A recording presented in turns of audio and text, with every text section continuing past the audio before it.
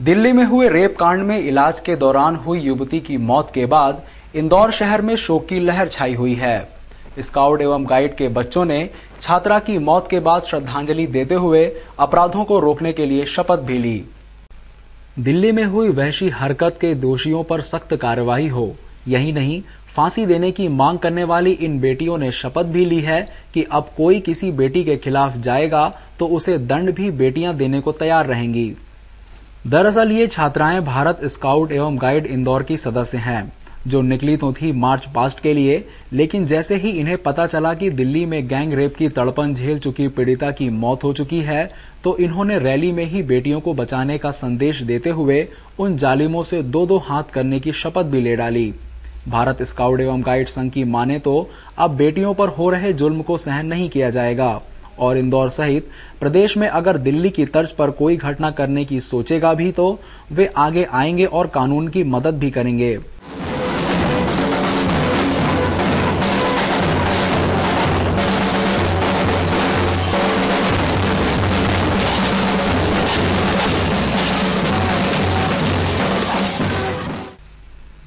शनिवार शाम को रेगल तिराहे पर दामिनी के दुखद निधन पर शोक सभा की गई।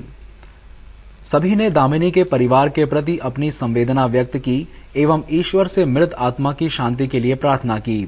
साथ ही सरकार से आरोपियों को शीघ्र अतिशीघ्र फांसी की सजा की मांग की, जो दामिनी के लिए सच्ची श्रद्धांजलि है। इसके साथ ही यह भी मांग की गई कि आज बलात्कार एवं गैंग रेप समाज में काफी संख्या में हो रहे हैं, क्योंकि अपराधियों में इस बात को लेकर कोई खौफ नहीं है।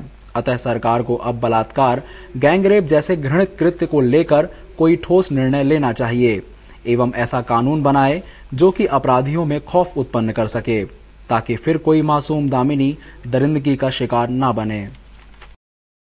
जो उनका शासन है वो उनका साथ है। आप क्या चाहती हैं इंदौर में लड़कियों को किस प्रकार की ट्रेनिंग देनी चाहिए इन सब चीज़ों को लेकर, जिससे लड़कियां खुद अपनी सुरक्षा कर सकें? सेल्फ कॉन्फिडेंस सबसे ज़्यादा ज़रूरी है। पहली बात जब तक सेल्फ कॉन्फिडेंस नहीं है तब तक लड़कियां कुछ नहीं कर सकती। और दूसरी चीज़ है कि ये एक फैक्ट है कि फिजिकली लड़कियां लड़कों से हमेशा वीक होती है, लेकिन उसके बाद भी अगर किसी लड़की में इतना कॉन्फिडेंस है कि वो प्रोटेस्ट कर सकती है, उसके साथ अगर कुछ गलत होता है तो वो उस चीज़ को रिपोर्ट कर सकती है, तो फिर वो काफ़ी स्ट्रॉन्ग हो जाती है। यहाँ पर अपना विरोध प्रदर्शित करने के लिए आए हैं। दिल्ली रेप कांड से पीड़ित युवती की मौत रात तकरीबन 2:15 बजे हो गई। ऐसे में पूरा देश शोक की लहर में डूब चुका है।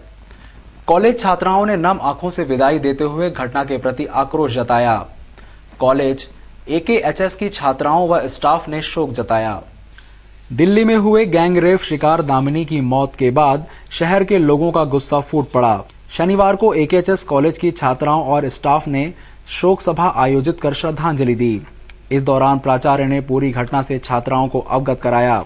छात्राओं ने सरकार और पुलिस के रवैये के अलावा समाज में लौटती अराजकता पर विरोध जताया।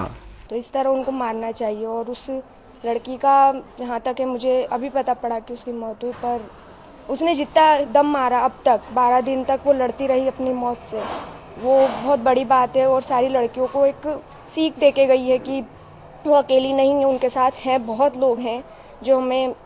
खजराना और संगम नगर में नगर निगम और जिला प्रशासन ने संयुक्त कार्रवाई करते हुए रोड पर लगी अवैध गुमटियां और अतिक्रमण को हटाने की कार्रवाई की। गुमटी संचालक रोड पर कब्जा जमाए बैठे थे, जिससे अक्सर यातायात बाधित होता रहता था। मौके से निगम के रिमूवल अमले ने करीब 100 से अधिक गुमटियों को जब्त कर अपने कब्जे में ले लिया है और गुमटी मालिकों को सख्त हिदायत दी है कि अगर आगे आने वाले समय में भी उन्होंने अतिक्रमण कर गुमटियां लगाई तो कानूनी कार्रवाई भी की जाएगी।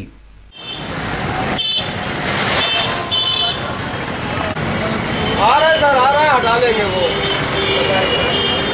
आगे बढ़ाइए आपकी।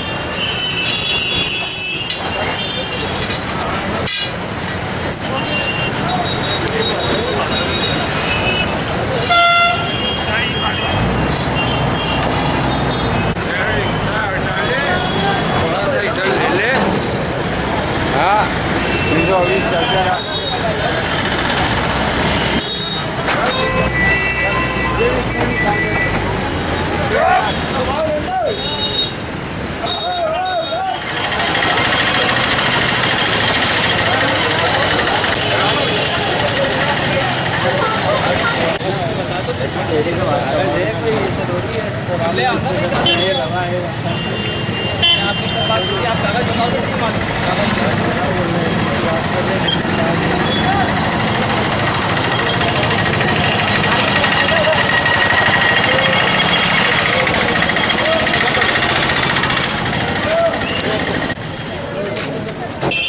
होलकर साइंस कॉलेज की छात्रा के साथ उसके ही सहपाठी ने बलात्कार कर उसका अश्लील एमएमएस बना लिया।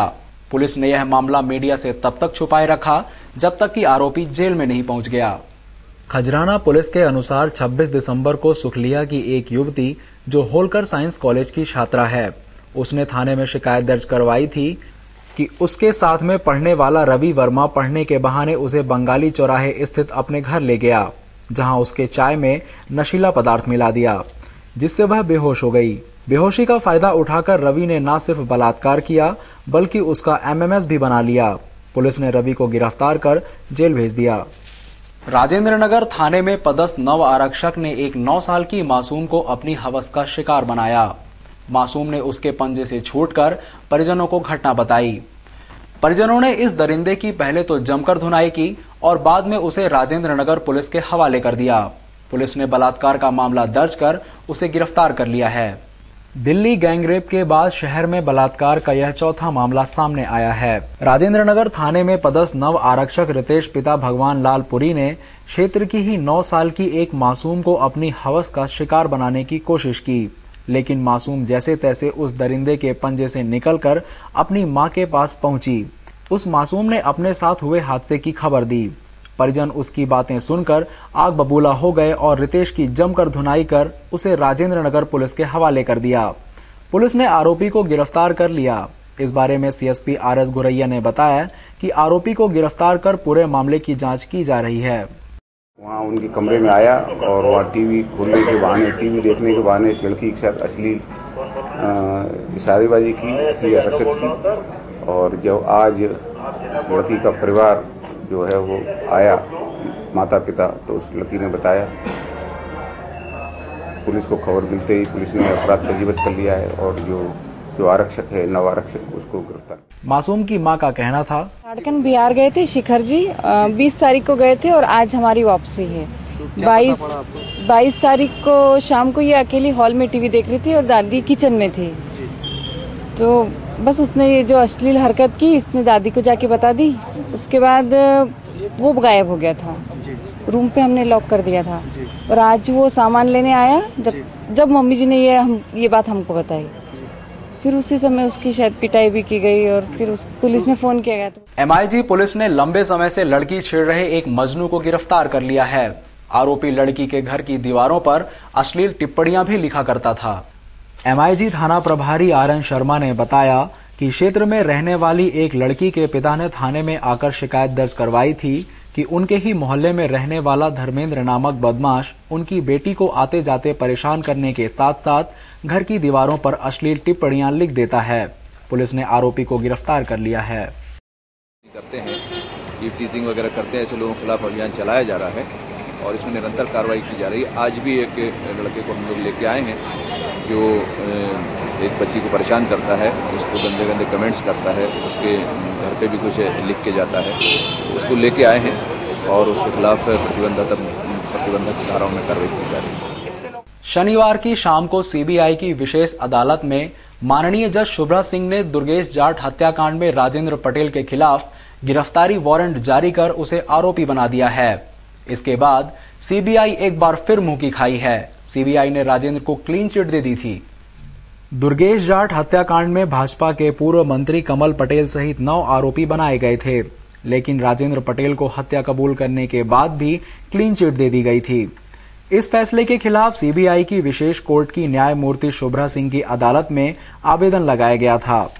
अपना फैसला देते हुए न्यायमूर्ति ने उसे आरोपी बताते हुए उसके खिलाफ गिरफ्तारी वारंट जारी कर सीबीआई को झटका दिया।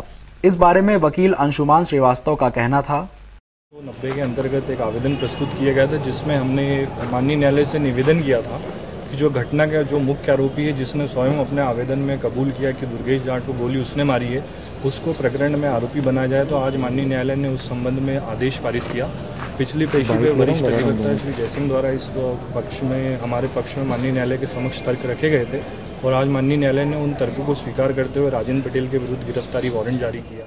एनआईए की टीम ने हतोद गांव से मालेगांव ब्लास्ट के एक और आरोपी को गिरफ्तार किया है।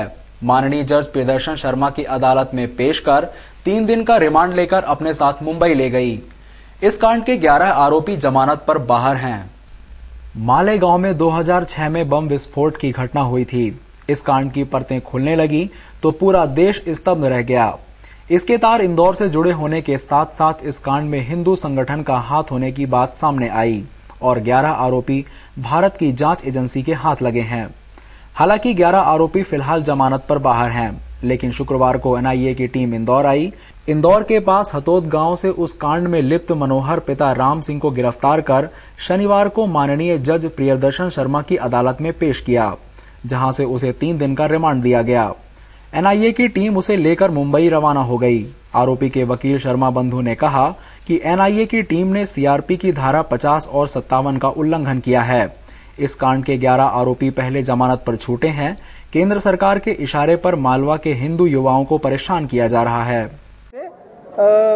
मालेगांव बम ब्लास्ट के संबंध में ले जा रहे हैं, जबकि मालेगांव बम ब्लास्ट का जो मामला है वो 2006 का है और उसके जो 11 मुलजिम हैं वो जमानत पे रिहा है ना, जमानत पे रिहा है।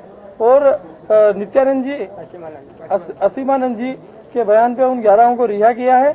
और जब अनुसंधान पूर्ण हो गया है तो फिर ये मनोहर पिता राम सिंह को ले जाने का क्या औचित्य? केवल ये केंद्र सरकार के इशारे पर एनआईए काम कर रही है और